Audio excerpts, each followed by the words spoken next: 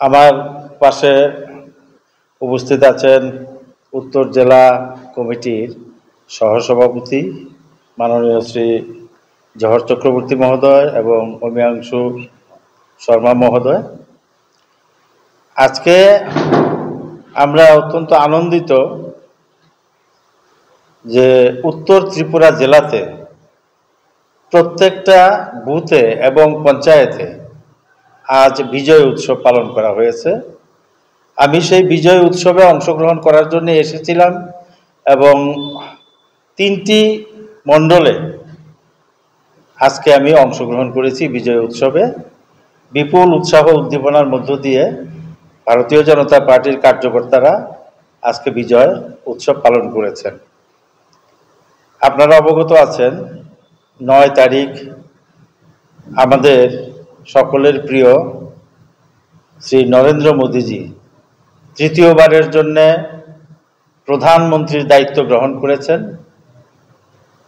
বিকশিত ভারতের যে সংকল্প তিনি গ্রহণ করেছিলেন, 10 বছর শাসনকাল পূর্ণ করেছেন, তৃতীয়বারের জন্য তিনি ক্ষমতায় অধিষ্ঠিত হয়েছেন, এনডিএ সরকার প্রতিষ্ঠিত হয়েছে।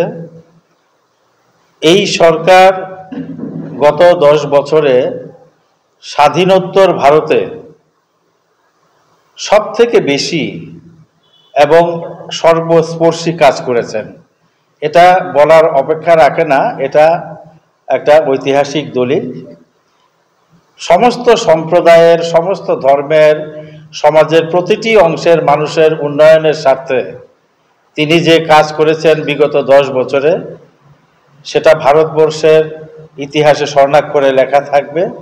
এবং বিকশিত ভারতের যে স্বপ্ন তিনি দেখেছেন, যে সংকল্প তিনি গ্রহণ করেছেন, সেই সংকল্পকে সামনে রেখে তৃতীয়বারের জন্য তিনি দায়িত্ব গ্রহণ করেছেন।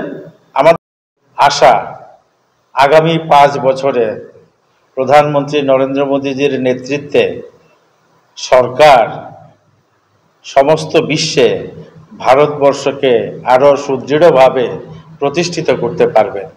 কারণ আজকের দিনে এমনিতেই গত 10 বছরের শাসনকালে মোদীজি ভারতবর্ষকে বিশ্বে অনেক উঁচু জায়গায় পৌঁছে দিয়েছেন, যেটা কল্পনা করা যায় না।